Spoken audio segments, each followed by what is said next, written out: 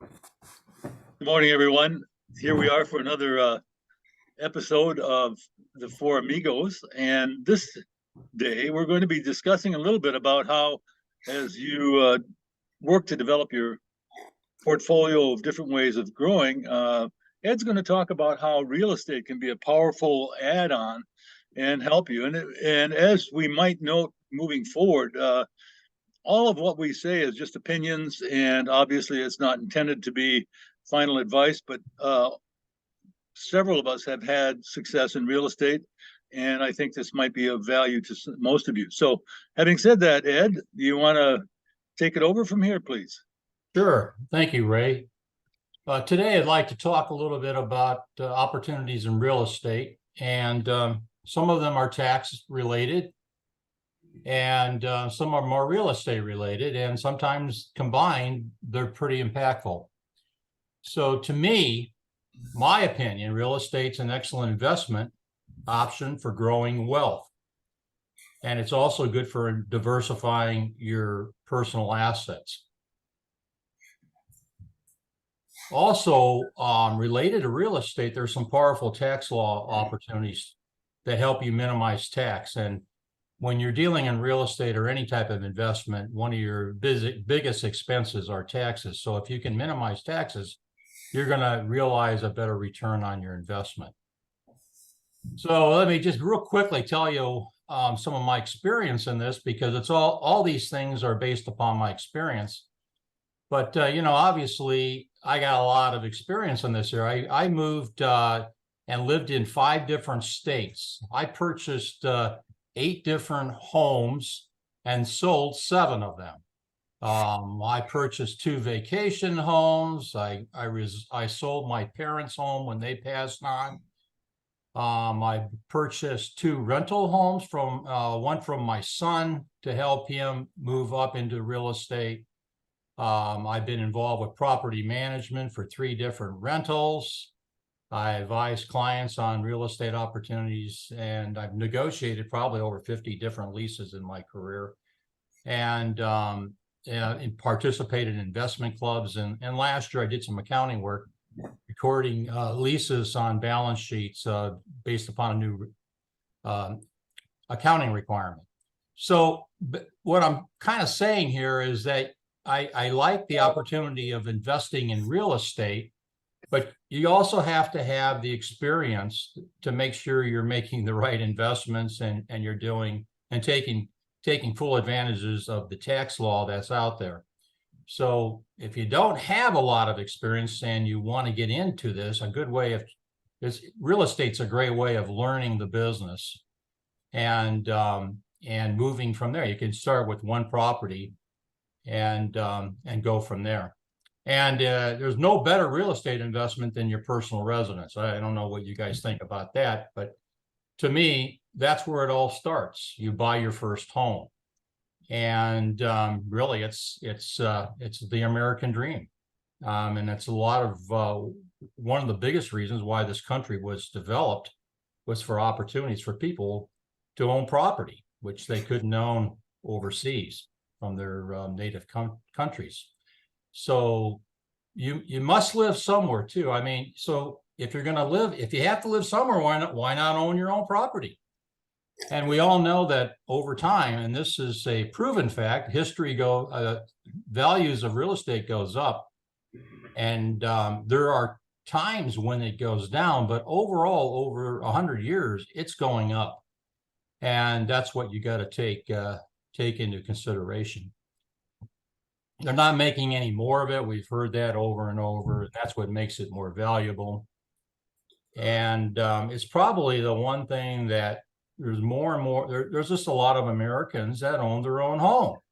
And that's just part of the way they live, and their children will probably follow suit and do the same for the most part, although there is a craze going on in America right now where some younger folks don't want to buy a house and they want to rent. So, but I think over time they'll find out that there's many advantages in owning your own house. And the other thing is, well, where else can you get write-offs on your tax return, for God's sakes? I mean, let's face it, that's a big deal. So you can write off your property tax and your interest on the loan on your home. So those have always been motivating factors for me, a finance-oriented guy.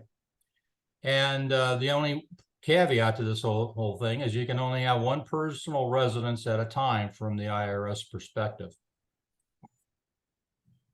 There are 4 powerful tax advantages of owning your own home. And the first one we talked about is being able to deduct loan interest and property tax from your tax returns each year. It gives you a lower taxable income and should save you money. But in addition to that, one of the biggest opportunities for building wealth right now is having your home and selling it and taking the first $500,000 of profit if you file a joint return and not have to pay any federal or state income tax on that money. And to me, I can't think of too many opportunities in the tax law like that. And some of the requirements of that is that you have to have the property as your personal residence for 2 out of the last 5 years. It's only available every 5 years. You can only do this once every 5 years. And anything over $500,000 you make on selling your personal residence, you pay capital gains tax rather than ordinary income tax. And there's a big difference because federal capital gains tax is anywhere between 15 and 20% compared to up to 37% for ordinary income. Unfortunately, the one thing about this you can't deduct your losses. So that's to me, a very big advantage of owning your own home and having that opportunity to make $500,000 and not pay any income tax on that. Any comments so far? Yeah, I think you're absolutely on the money. It is a wonderful vehicle. And there are so many variations of real estate available, whether it's farming real estate or whether it's, apartment and multi dwelling units, or whether it's residences in an HOA versus residence not in an HOA. So there's a lot of variables within this that may or may not be healthy from time to time. And I can't help but think of the overarching one is the political climate of which you live in. And I'm not saying political as in, left or right centered. What I'm saying is, some cities have a tolerance for additions or a tolerance for development. Other cities do not, and it's a lot easier. You can go into some of the more outlying areas and you can do a lot of modifications and things to your property without any consequence. When you go into Orange County, I think if you put in a new hot water system, they want to come out and inspect it and get a permit. And there's all kinds of rigmarole that go with just replacing what some of us would consider standard utilities. So where you have your real estate can be really impactful. And then the other thing is the governmental requirements for ADA. Quite often, they've been grandfathered in, and now all of a sudden you've got real estate that does not meet current specifications, and how you go to address that. So it's not an easy game, but it's a very good game. But right now, I'm just talking about, I'm going to get into rental properties later. Right now, I'm just talking about owning your own home and having the ability to sell your home at some point in time and make $500,000 and not have to be required to make any tax payments. I think phenomenal. That's pretty powerful. That's very powerful. Yeah, it is. I would agree with all that both of you have said. And since we're sort of a small business show, I want to kind of mention that I've done quite well in real estate in my life as well. And I find I've always found it very beneficial to help business, because you need to have assets in order to be able to do borrowing for your business. Yeah. Most businesses can't borrow money the smaller ones, especially, and newer ones that are small, can't really borrow money on the business because there's really nothing there to borrow against. And many times there are no real assets that a bank could attach to. And especially for small amounts, So one thing you can do with your home is you can get an equity line, and that can be available for you, which can go against your it can be utilized for business. In most cases, they don't care really what you do with the money as long as you're going to pay it back. And of course, they've got your house as collateral. And the difference between using a credit card to handle, say, cash flow issues and a home equity line is several percentage points, maybe half. Right now you can probably get an equity line, and I don't know this for sure, you guys correct me, for 7, 8, 9, 10%, depending on your credit score. And you're paying, many people are paying double of that for a credit card. So, we all hear stories about how people, they were very close to going out of business. They weren't going to make it. They maxed out their credit cards. They borrowed all their money from their family that they could get, but somehow they made it work. Those are in some ways a pie in the sky. There are also 10 times as many people who do exactly the same thing and it doesn't work. And then they end up spending a lot of their life paying all of that back with no upside from their business revenue to help mitigate that. If you're doing $1 million in business, well, let's say $60,000 or $70,000 in business, and you've got some expenses against that, but you're netting $40,000 or $50,000. The chances of you being able to take that business to $250,000 are probably a lot higher than you going out and getting a job for $100,000. So it's a big deal to pay back $20,000, $30,000, $40,000 when you've got an income of $100,000 and you're paying taxes and Social Security and so forth, compared to a business that is able to pay that down, based on being profitable. And having all that larger revenue growth. So there are upsides that can take care of that. You can grow your way out of a debt problem in business, and it's very difficult to grow your way out of a debt problem individually, which is why there's so many, I think, individual bankruptcies. So having that property is the keystone here. Mhm. Well, let me make it very specific here related to a personal residence. Ray, you own your own house, and every 5 years, and real estate appreciates in the state of California. If you could sell your house, make $500,000, not pay any tax, and then buy another house, and over the next 5 years, grow profits again on your personal residence and sell it off again and make another $500,000 with real estate, you without any tax, you see how there's an opportunity here to build wealth. Yes. This is building wealth for not the high income earners. This is just for normal people that is out there based upon the tax law. But I want to clarify that. I was under the impression that the $500,000 was a lifetime. No, number. every 5 years. You can do this every 5 years. Oh, really? Wow. Yeah. So to me, it's really a good vehicle for building wealth. Wow. If you don't mind moving every 5 years. Mm-hmm. I mean, none of these things are perfect, right? And they have to fit your lifestyle. And a lot of people wouldn't want to go through all this hassle, but some people do. Yeah.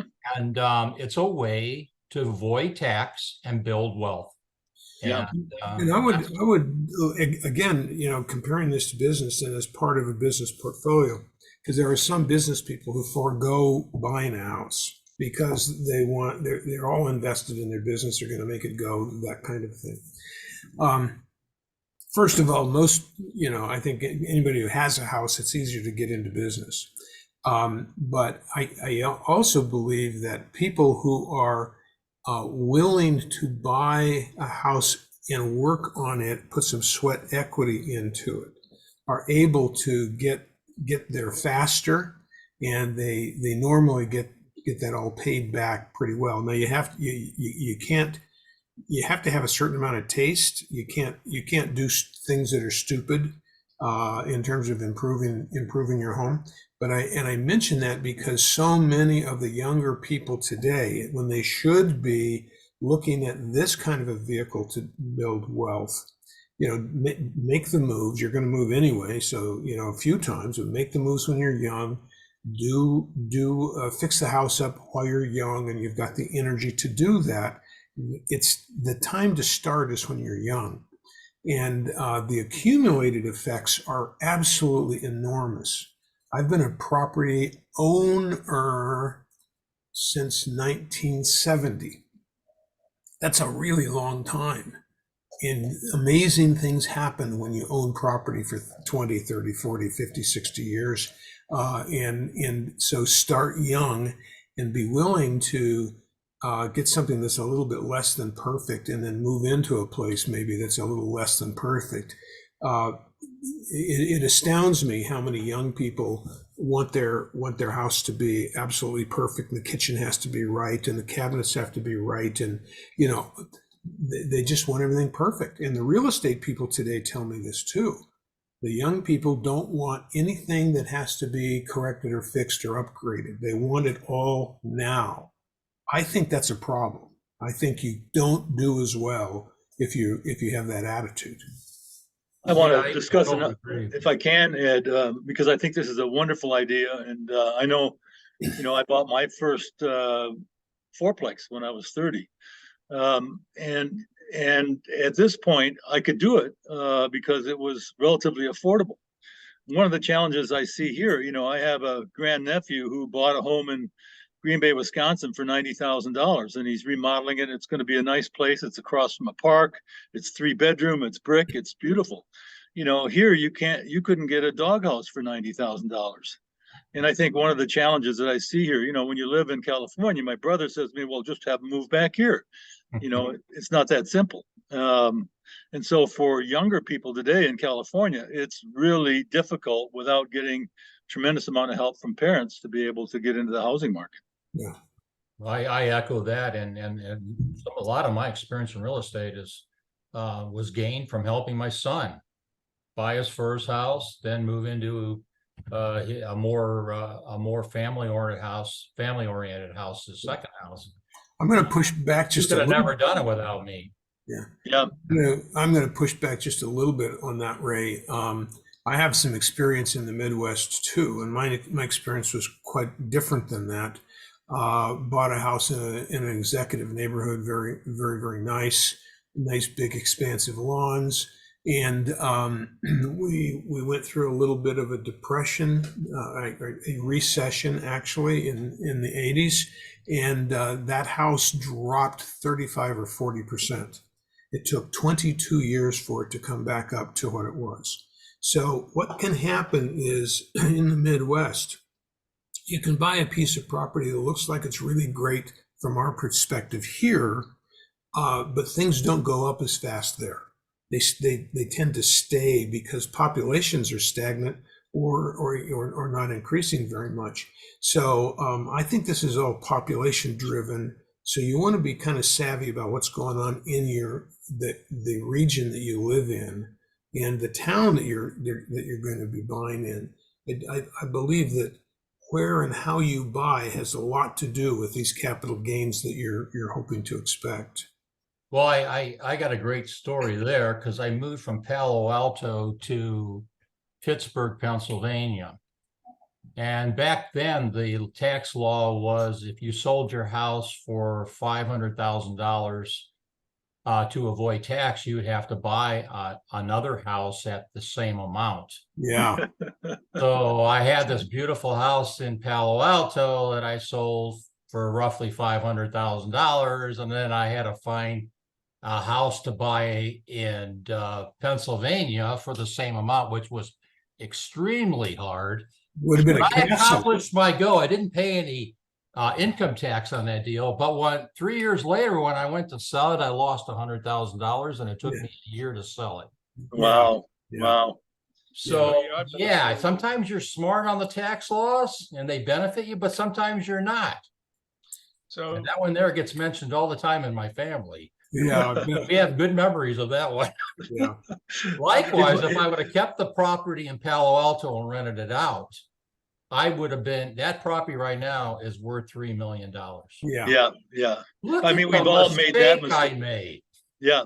Yeah. I think we've all made that mistake. You know, holding on to something a little longer might have been to our advantage. I remember back in the 70s, before I went to Alaska, I was living in San Francisco and they were selling homes on the avenues for $33,000. And I thought, wait, that's way too expensive.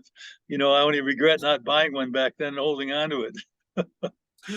Well, and so, the other kind of strange thing that can happen, and which has happened to me, is that, so, you move to California, things are more expensive, you're a little bit in shock, especially this was in Tulsa, Oklahoma. And so, it's a big shock in terms of the values and so forth.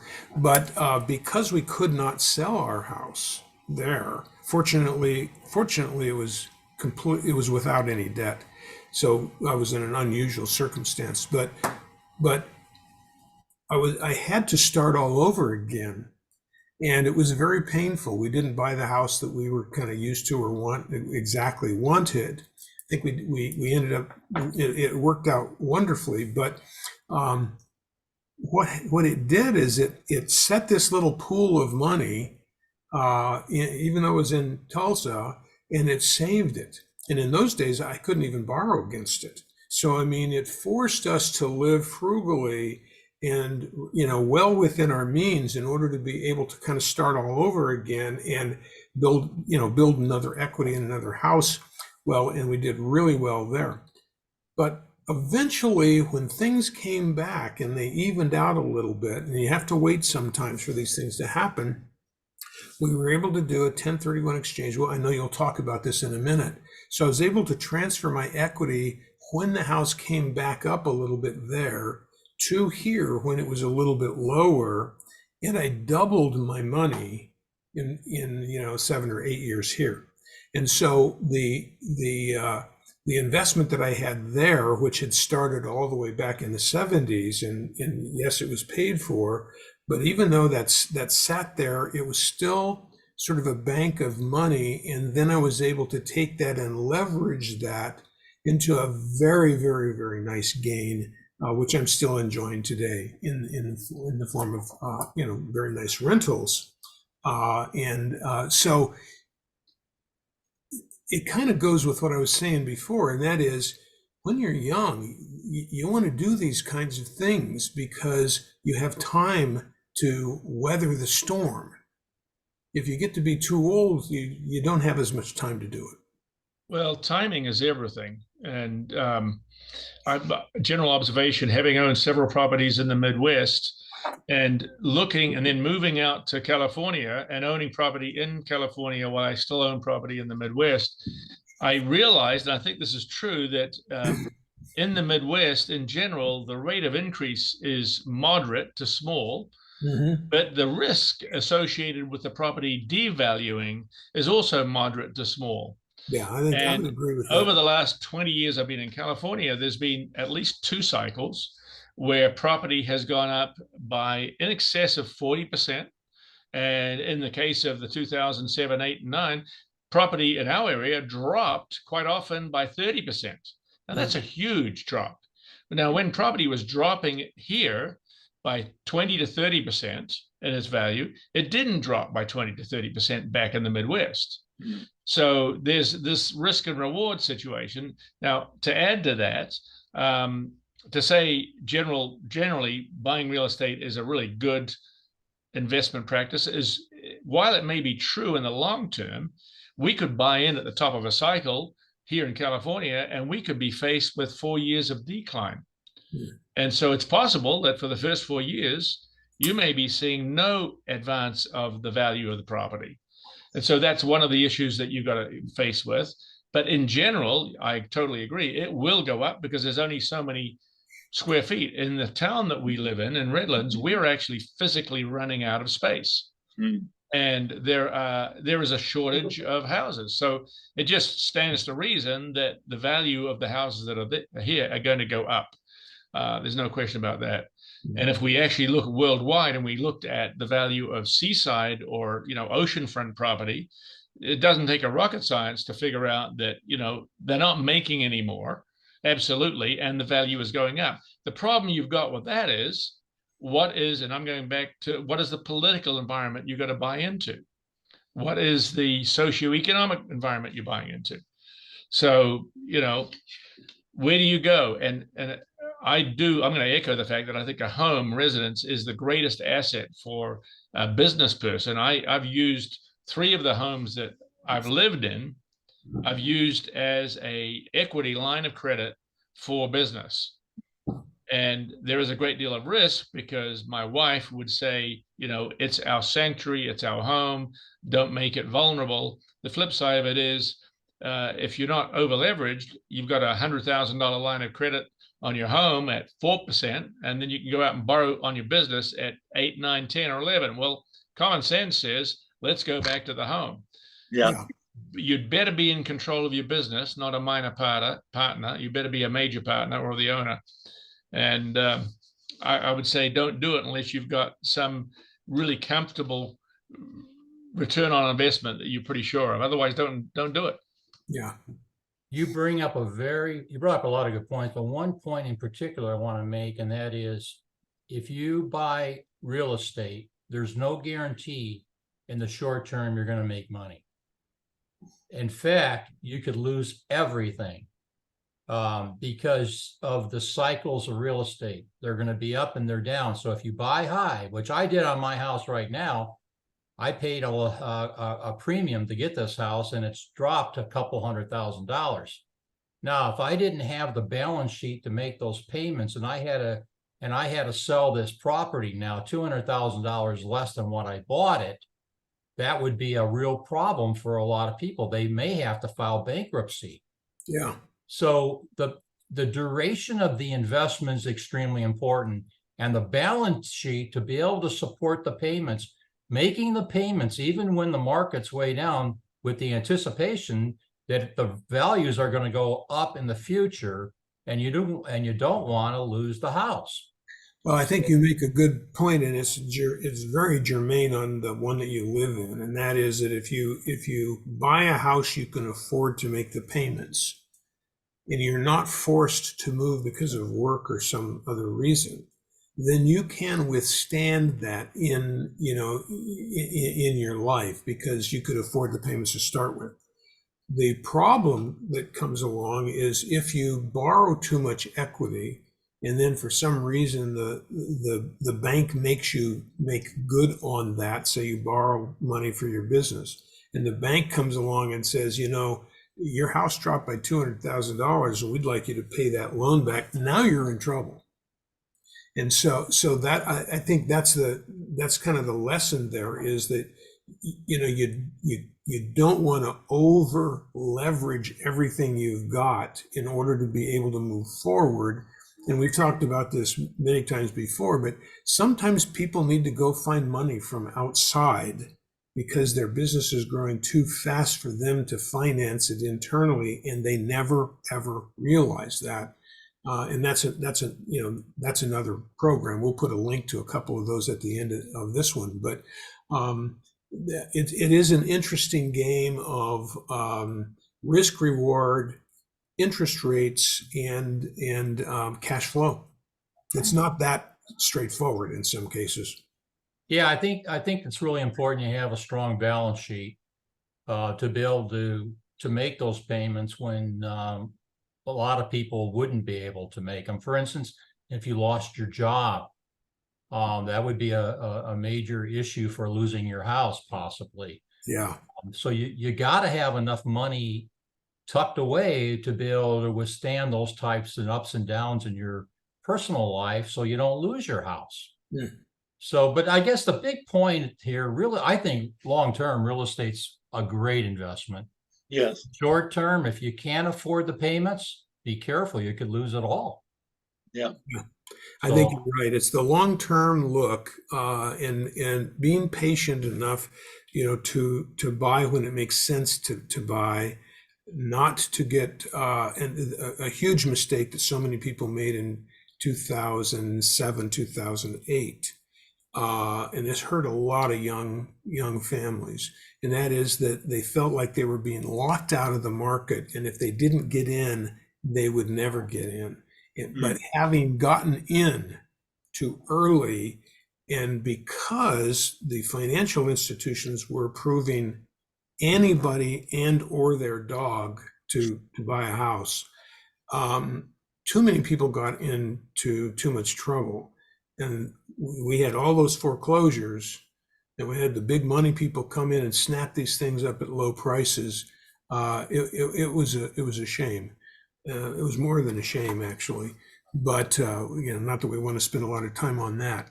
But I think that illustrates people trying to jump on the short term when they really shouldn't be. They should be looking at all of these real estate investments in the long run.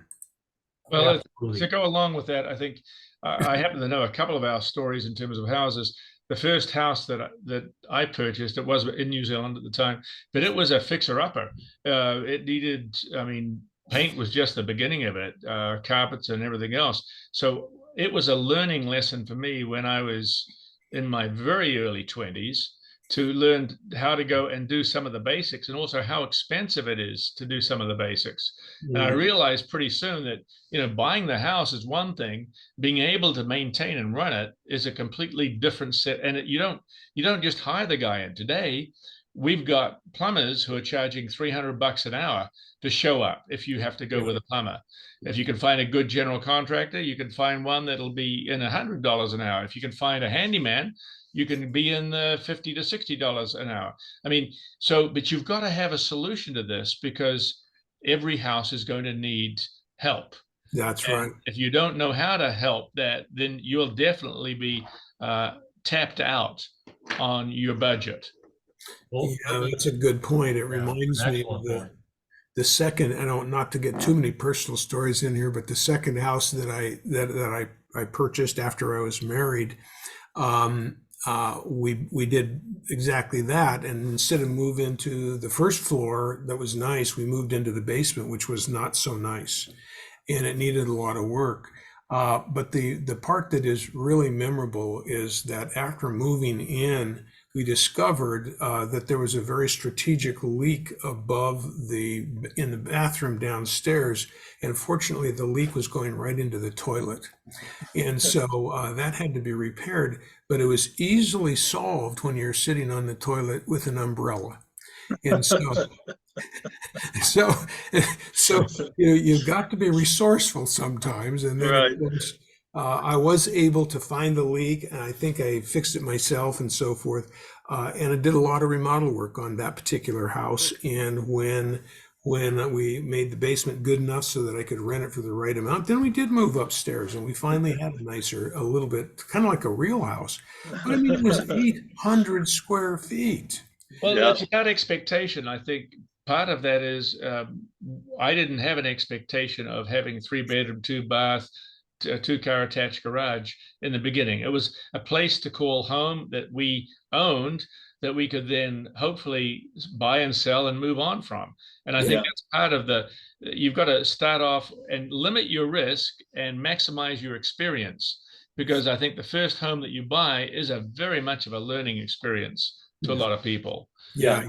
Even more today. I think some of us had a little bit more hands-on. I mean, when we were in high school, they still had industrial arts and shop and stuff. And it's like that stuff is all gone, and our younger men really don't know how to do any of these things. I mean, I'm really surprised to see how little they know. And Well, actually, that is a remarkable situation. I've had people come to work in an administrative role who are in their 20s and were physically unable to demonstrate the use of a Phillips head screwdriver versus a flathead screwdriver. Oh my goodness. I mean, no, in terms of actually holding it, didn't know how to hold it, didn't know how to apply a pressure on the screw head when you're, and so, and it's simply because it wasn't part of their upbringing anywhere. Yeah, yeah, And I wouldn't even, all of my peer group, they know how to use basic tools. yeah. But there's a whole group of people who don't have any, and you say, give me a Phillips head screwdriver, and they're like, what's that? Or a Torx. There's no basis of understanding. Cal Steel, it's so bad. Cal Steel, their first interview is to look at a tools, and they say, pick up the Phillips screwdriver. If they can't pick it up, they just say, thank you very much, we'll see you. Yeah. That's how bad it is. And Yeah.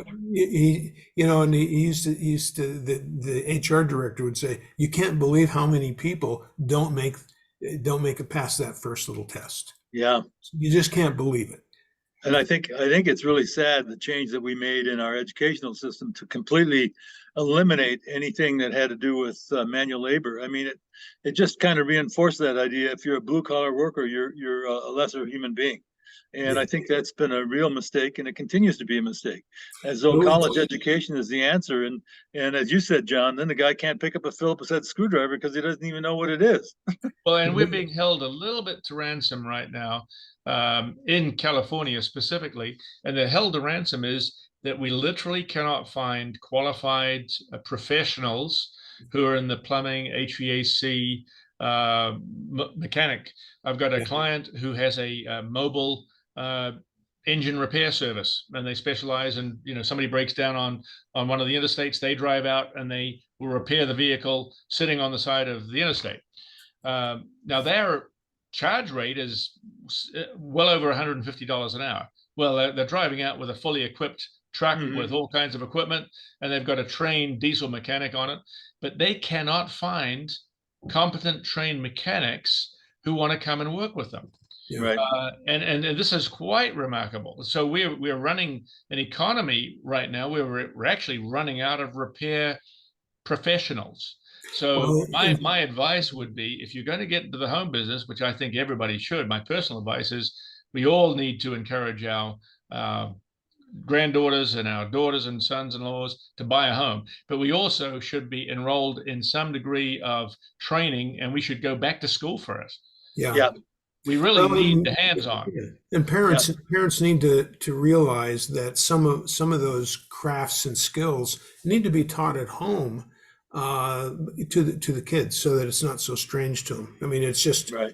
It's an amazing But situation. we're sounding very old school here. Well, we're sounding. I got to tell you. I mean, I'm sorry to say this. I think another way. Old school, but at the same time, we're talking about people who have a considerable amount of real estate aggregated here over a period of time, and part of it is because you got folks who know how to do some of these things. Right. So I mean, they go hand in hand. If you're really naive about using tools or about hiring workers, then maybe an apartment's for you, and you're going to miss out on the biggest opportunity for becoming wealthy. And that's to Ed's point.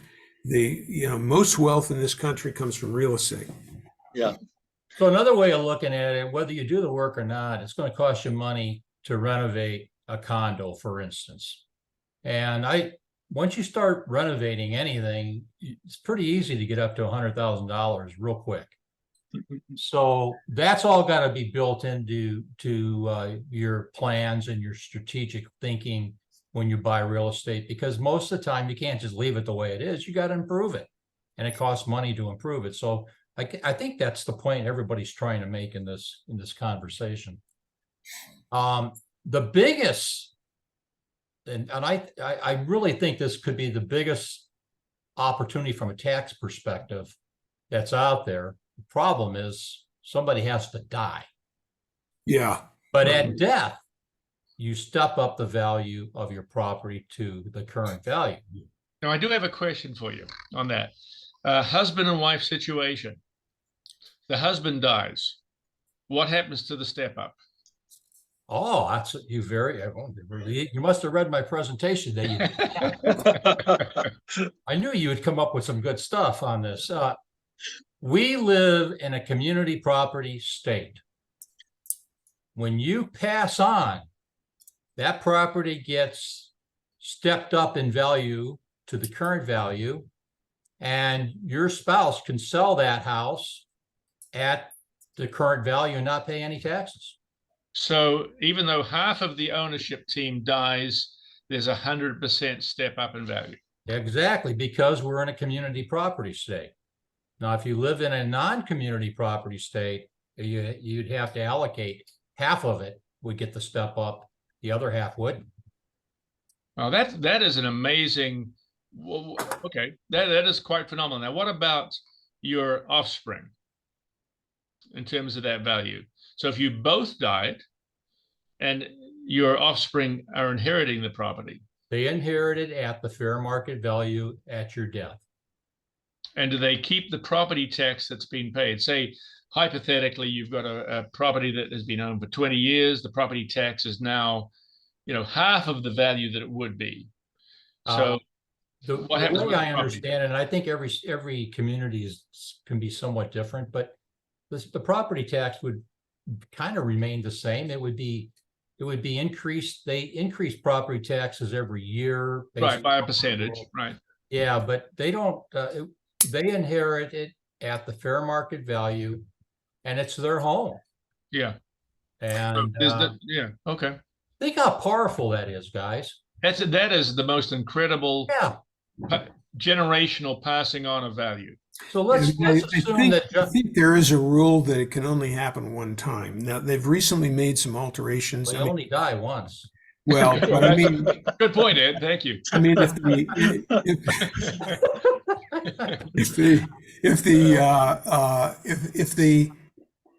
the grandchildren could inherit from the children, and I'm not sure that the tax part continues on. That has stopped recently. Yeah, the tax thing has been altered in the last year, I think. That's a generational skip that used to apply and has now stopped, I believe. Yeah, I think it used to be that, if I've got grandchildren, I could give my property away to my grandchildren, and it would be on the same basis of them inheriting it at the current market value.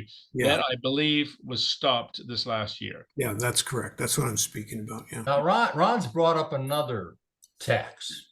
It's called the estate tax. I'm not dealing with estate tax here, but if your estate is over a certain value, then you have to pay, and you're giving this property to your children. If it's over a certain amount, you got to pay death tax on that. That's a completely different thing. Yeah, but that's a huge number. It's like it's $26 million for like for a family. Yeah, I mean it's wife and a husband. Yes, it cuts out the very, very, very wealthy. Nothing I have to worry about. Yeah, most of us are not going to get to that. No. But you can see. Okay, let's go through an example. Let's say John owns a house. He bought a house for $200,000. He passes on, it's worth $1.2 million. There's $1 million worth of appreciation that the house would now be valued at $1.2 million and no taxes. So your wife would own a 1.2 tax valued home. And if she sold it within 2 years and it went up another couple $100,000, you go back to number 2, the $500,000 tax-free profit. So there's another benefit. And this is one of the most powerful strategies we all have, but very few people realize it. Yeah. I'd like to pose figure it out after they're dead. One of the things that happened, and this is a personal experience, Kathleen's parents passed away, and she has 5 siblings in her family, and they owned a home in Anaheim. And one of the challenges that we ran into there was that nobody could afford to buy the house. They couldn't afford to be able to aggregate enough money, and so it had to be sold. Is that a common thing? Have you guys have had experience with that? I think that's very common. Yeah, I think it is too. It happens on second homes and vacation homes a lot. We just went through something similar to that, where you got to figure out, well, either you jointly own something or else you end up having, one of the siblings buy the other ones out. And that's not always easy to do, especially on a property like that. I mean, pretty substantial amount of money. And really, how can one come up with 4/5 of, you got 4/5 of the value that you got to pay for. Now, maybe one of them's got a $800,000 house that might be able to do, but then on the other hand, you have the issue of, well, they don't want to live there. Yeah, They yeah, want that was to the other come- issue, yeah. Well, Ray, the a other lot of thing times is- they're settled by the time you die. They're settled, and they don't really want your old house anyway. And as much as we like our homes, the style is very different than what our children want. I mean, none of my children would want to move into my house. So Ray, in that case, if there wasn't the stepped up value at the time of death, there would be a huge income tax bill associated with that transaction. So you not only would you be trying to find out how you're going to pass along the property to 5 different siblings, you're also going to have to figure out who's going to pay the tax. And in your situation, in your wife's situation, there was no tax because they stepped up the value in the property. Yeah. So that wasn't an issue in that decision. Now there are ways to plan for that. If if you're forward thinking and or you have a really good financial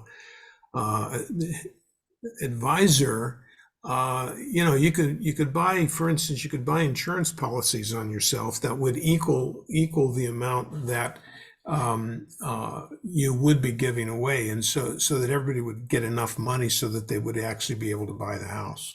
Yeah, that's a very good point, Ron. So I mean, the only way to wealth, I mean, once you start accumulating, you got your own house, and maybe you get into some other real estate stuff. Once you begin to accumulate this stuff, there are many other vehicles that are out there that, frankly, say a stockbroker and other various people would not look to. Most of them don't look at annuities as a way to fund things.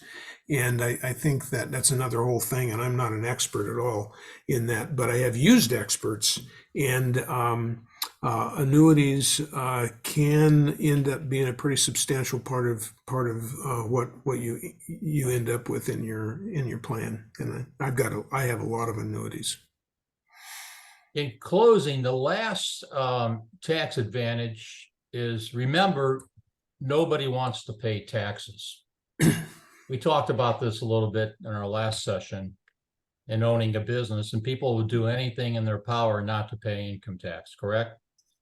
So they do things sometimes that maybe might not be the best for the business, but it's gonna prevent them from, or allow them to save money on taxes, so they're gonna move forward with that option.